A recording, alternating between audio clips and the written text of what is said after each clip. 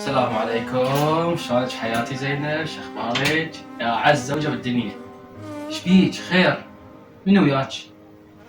مصطفى، اقول لك انا ادري يعني اظل ممتحنه ببنتك، انا تدري بنتك ما تسخر وشال على قلبي النهار كله، يعني انا ممتحنه بيها من امها ماتت وذبيتها على قلبي، فما ممتحنه بيها.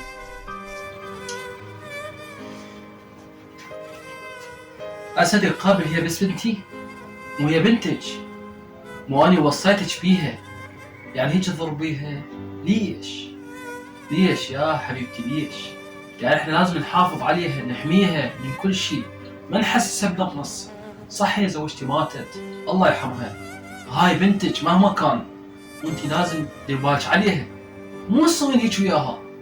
ما يصير هيك، يعني انت هم وانت عماله ويوم تجيب لي مسواق ويوم كل شي ماكو، ترى مو عيشه هاي، يعني وياك مو عيشه ترى هيك، تك النهار كله ذابها على قلبي.